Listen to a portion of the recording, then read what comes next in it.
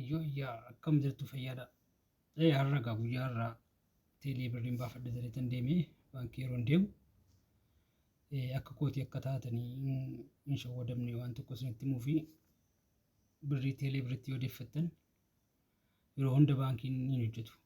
Baankiin Daashinis haa ta'u, baankiin Awaashis, Wogaagenis, Itoophiyaan Hidii baankiinis yeroo inni CB birrii qofa hojjetu jira jechuudha. CB birrii ATM malee baafachuu yeroo deemtan teelee birriin fayyadamaa deemtanii teelee birrii yoo ni didee birrii teelee birrii keessaan qabateetan dhiisee galee jechuudha. Dhiisee galee gara baankii 5 baankii 6 wayii keessan deemee teelee birriin qabu jechuudha. Teelee birriin irraa mallattoon isaa hin jiru, hojjetaan jiru, dalagaa hin jiru jechuudha. Internet banking irraa immoo hin jiru birriin akka baankii galee hin fudhanneef. Birriin amma jirtu teelee birrii keessa jirti. Internet banking yookaan immoo kokkoob 889 isa jiru kanarra hin jiru jechuudha. Amma maal ta'uu na qaba egaa baay'ee rakkoo na mudate jechuudha. Itti deebi'an ta'een gara sanatti garagalchuun danda'ama. Gara Commercial Bank of Itoophiyaatti deebisuun danda'ama teelee birrii irraa jechuudha. Salphaadhumatti isa fakkii isaatiin qabadheera. Kanaaf mana galee yeroon xiinxalee yaade jedhu guyyaa kootii wajjin gisee deemu garuu akkamitti deeffadhaa anuu teelee birrii qofarraan qabaan jedhee silaa maal ta'uun qaban ture. Achumatti teelee birrii irraa jechuudha. Appilikeeshinii teelee birrii amma argitan kanarraa suma amma ilaasuma kanarraa jechuudha. Appilikeeshinii kanarraa kun asirra jira.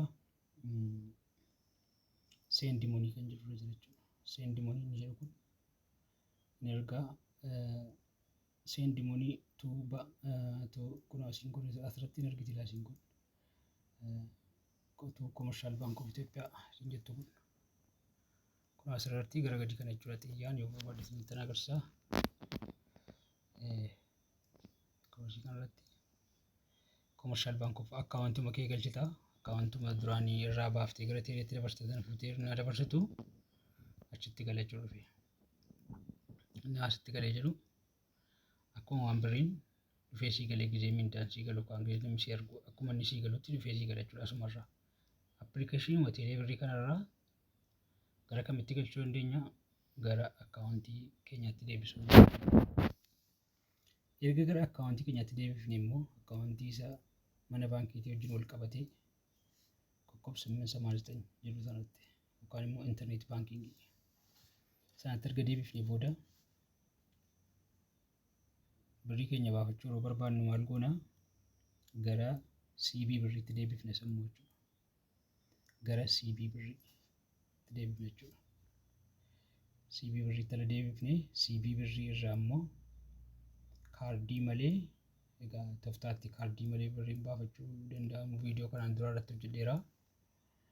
Kaardii malee lakkoofsa iccitii galchuudhaan xiqqoosi viidiyoo 2-3 tokko ilaaluuf xiinxaluu barbaada kana bira ga'uuf jechuudha. Erga sana ilaaltanii booda CB birrii irraa dijiitii 5 qofatu isinii kennamti. Dijiitii 5 san bakka CB birriin mallattoon CB birrii boggodhee yookaan bilicuu mul'atu baankii akka sana irratti jechuudha. Yeroo tokko tokko CB birriin mul'atu, yeroo tokko tokko teelee birriitiin mul'ata. Bakka sana deemnee lakkoofsa iccitii kana galchinaa jechuudha. Lakkoofsa iccitii dijiitii 5 tun kennama. Isa galchinee birrii baafachuu dandeenya jechuudha. Maletti teelee birrii qofarraan qabanne gaafa teeleen birriin mallattoon isaa yookaan baankiin teelee birriidhaan birrii kennu qofa eeguu hin barbaachisu jechuudha. Gaafa akka sanaa qofa deemuu hin barbaachisu. Achuma dhaabadheeti laa teelee birriirraa gara internet bankingiitti deebisuu hin danda'amu jechuudha. Internet bankingirraa immoo gara CB birriitti deebifamaa jechuudha. Commercial Bank of Ethiopia CB birrii isa CB birrii jechuun immoo birrii moobaayilii keessatti jechuudha. Moobaayil baankingii jechuudha. Moobaayilii keenya baankii warreen gara baankii sanatti deebifne gara CB birrii irraa fuunee gara teeleetti immoo deebisuu dandeenya jechuudha. Namni teelee birrii fayyadamu dirqama waa sadii keessa darbachuu qaba. Internet banking qabaachuu qaba. Pin koodii isaas paaswordii isaas beekuu qaba. Itti aanee internet banking tanarraa immoo gara CB'tti birrii isaa dabarsa. CB irraa immoo gara kamitti dabarsaa? Gara teelee birriitti dabarsa jechuudha. Teelee birrii irraa fayyadamu jechuudha. Teelee birrii CB birrii irraa fudhata malee internet baankingii irraa hin fudhatu jechuudha. Internet baankingii irraa hin fudhatu. CB birrii irraa fudhata. CB birrii teelee birriitti dabarsuuf gargaara jechuudha. Internet baankingiin immoo gara CB birriitti dabarsuuf gargaara. Tartiibbaan wal duukaa deema jechuudha. Internet baanking CB birr yookaan Commercial Bank of Ethiopia mobaayil baankingii jechuudha. Kanaaf internet baankingii baankii dhumaa baafannaa CB birrii immoo mana gallee kokkoob 847 maslaal kana jechuudha. Kanaan baafachuu danda'ama. Kokkoob 847 maslaal. Okay, ergan kana jedhee booda yoo kana hawwanne akka kana nam rakkannu jechuudha. Teelee birrii irraa birrii gara kamitti deebifnu gara mobaayil baankingiitti deebisnee gara akkaawuntii keenya akkaawuntuma keenyatti deebisna jechuudha. Akkaawuntiitti deebisnee akkaawuntii keenya irraa immoo gara CB birriitti deebisna jechuudha. Internet baankingii jechuun akkaawuntiidhuma lakkoofsa akkaawuntii galchina jechuudha. Akkaawuntii irratti deeffannaa jechuudha. Teelee birrii irraa gara akkaawuntiitti dabarsuun ni danda'ama. Teelee birrii faayidaa baay'ee qaba. Fakkeenyaaf seendi monii kana yoo tuqne lakkoofsa abbichaa qofa beekuudhaan yoo inni teelee birrii fayyadamatee birrii arguuf ni danda'ama jechuudha. Lakkoofsa abbichaa beekuun dirqama ta'a. Lakkoofsa mobaayilii isaa duwwaa 6 duwwaa 9 42 duwwaa 59 68 yoo jennu teeleettiin banattee taa'uudhaan CB birrii fayyadamaa teeleettiin fayyadamaa yoo ta'e lakkoofsuma isaa irratti galchine dhaqee teelee birrii isaarra galuufii danda'a jechuudha. Tokko kana wanta baay'ee bareedaa keessa kan biraan immoo gabaabsee asuma irratti humtiin jechuu barbaadumaa inni teelee birriin kun waan ajaa'ibaa qabatee dhufeera. Waan baay'ee namatti tolu. Birrii irraa liqeeffachuun hin danda'ama.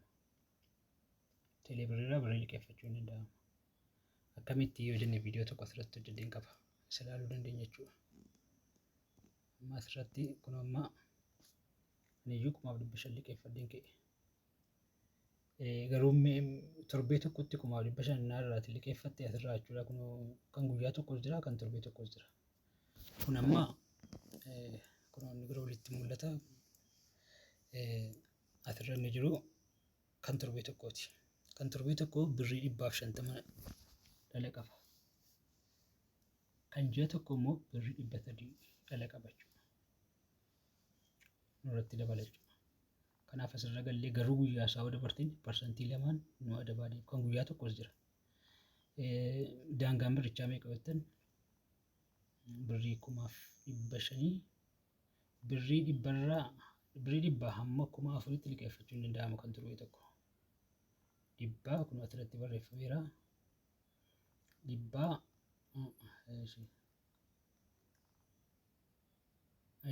birrii 100 hamma 5000tti kan torbee tokko jira.